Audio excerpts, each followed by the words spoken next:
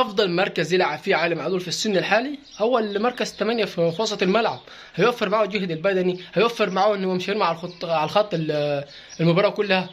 حتى في الناحيه الدفاعيه فهو مش افضل حاجه، فبرضه هيخليك تبص تامن دفاعك اكتر.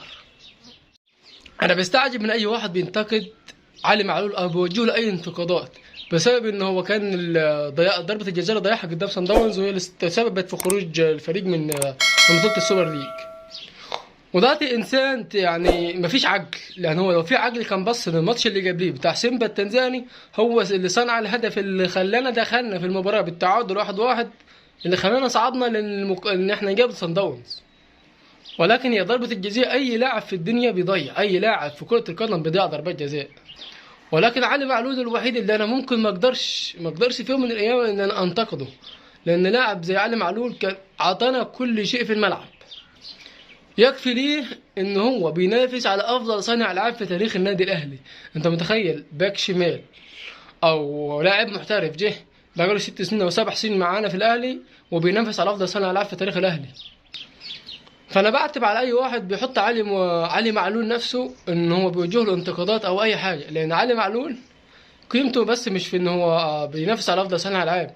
اقسم بالله كفايه ان هو كروح كشخصيه كاداء في الملعب طول ال6 سنين او ال7 سنين اللي عدوا واداء ثابت. ولكن انا عن نفسي ما بعتبش على علي معلول، لان علي معلول كسنه وكمركزه في الملعب ان هو لازم المباراه كلها بيطلع على الخط وبيرجع على الخط، فهو ده لازم يكون اداؤه لازم في بعض الاحيان لازم اداؤه يهبط شويه او ينزل. ولكن هنا العتب مش على علي معلول، العتب على المدرب اللي بيوظف علي معلول في مركز الباك ليفت. يعني هو ممكن لو دخلوا سنة لقدام في مثلا مركز 8 او مركز وسط الملعب ممكن يستفاد منه اكتر، خاصة ان علي معلول بيتميز بالبساط اللي يبان الخطوط او بالبساط العمق او بدقة الباص، او مثلا كان هيبقى افضل واقرب لل 18 انه يرفع عرضيات، او هو هيبقى افضل واقرب انه يعمل الباص اللي هو بيقلب بيه الملعب الناحيه الثانيه. فده كله برضه هتبص تلاقيه صب في صالح علي معلول، سواء كانت على الناحيه البدنيه اللي هو مش هيجري كتير، وسواء كانت على الناحيه الهجوميه اللي هو هيأدي اكتر لانه هيجرب اكتر من منطقه ال 18. خاصة ان احنا في مركز 8 في النادي الاهلي، يعني تشعر ان مفيش لاعب ممكن يأدي لك الدور ده. مركز ال8 في النادي الاهلي ما تلاقيش اللاعب اللي عنده دقة البساط او عنده الاحتفاظ بالكرة، او عنده مثلا الاختراقات من العمق، او عنده مثلا البساط البينية سليمة، او عنده مثلا البساط او الرؤية اللي تخليه ينقل الملعب الناحية التانية. فده ممكن ما تلاقيش في لعيبة الاهلي عامة. يعني مثلا لو هتعتمد على واحد زي اليو ديانج فهو ما عندوش دقة البساط الكافية ان هو يرفع عرضية او مثلا يغير الملعب الناحية التانية.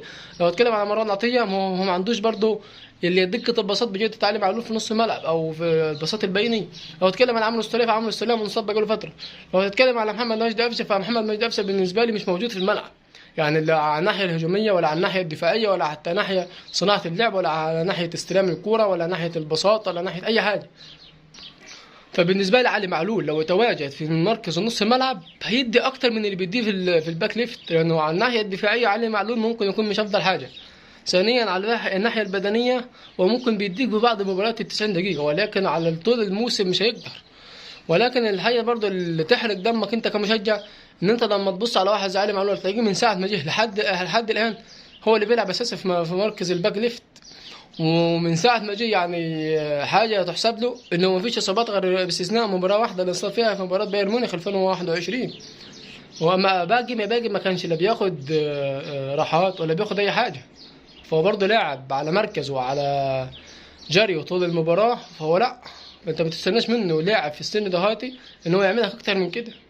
ولكن على المدرب نفسه انه يحترم سنه ويحترم ويشوف يوظف امكانياته افضل من كده. وبعدين هو في بعض المباريات كان بيلعب خط وسط او بيلعب مركز 8.